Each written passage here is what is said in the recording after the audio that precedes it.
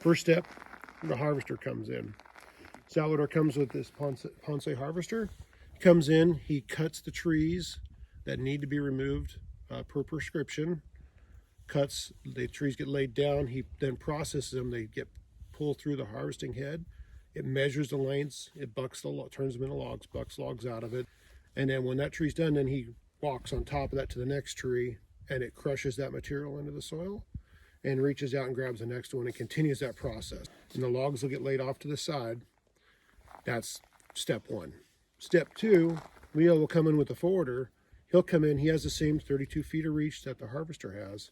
He will come in and pick up the logs, put them in the bunk of the forwarder by assortment group. And then walking on that same slash mat, again, crushing that material in that we're using for soil protection, walking on that. He'll pick those logs up and then he'll return back to the roadside to where these decks are, and then he will unload and build the log decks along the side of the road, at which point those logs will be ready for transport to an end user. If the slash is in good shape and we got it crushed down enough, we're done. If not, we have a masticator which can come back by and chew up and grind up that material and get it down low enough on the landscape or small trees that we don't get with a harvester. So if they identify an area where it's really low volume, really limby trees that are going to take the harvester a long time to process, or they're not going to get any logs out of them, small diameter stuff, that's what they're looking at for mastication. All the green trees will stay. We're retaining any live green trees that there are out there. We're also retaining 4 dead trees per acre for wildlife habitat. Birds use them, nest in them, roost trees, things like that. It takes 2 employees to run an operation versus 4 to 5 in a traditional system. The machines do a lot of data collection as well, so they have AI in them. There's a lot of technology. There's like 8 computers in this machine that run that machine. The difference between this system and a traditional system is a lot of brute strength, right? Big machines, a lot of power. These are finesse. They don't have the power the other systems do, and they don't really need it, but it's all about finesse and operator skill. So they can still accomplish the same thing, they just do it differently. So this machine knows the diameter of the tree. As these feed wheels close on the tree and where they stop, it measures that position, and that's how it knows the diameter of the tree.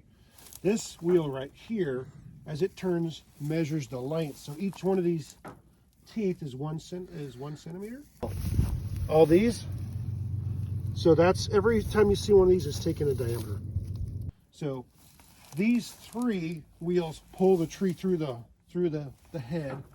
These lower and top knives delimb the tree, and then underneath is the bar saw down here that comes out, that cuts the tree. So what it does as it's feeding the tree through, these feed wheels are closing in as the tree gets smaller, and it's measuring that change every centimeter. It's measuring the diameter, and the machine is adjusting the pressures on these knives to limb those trees properly.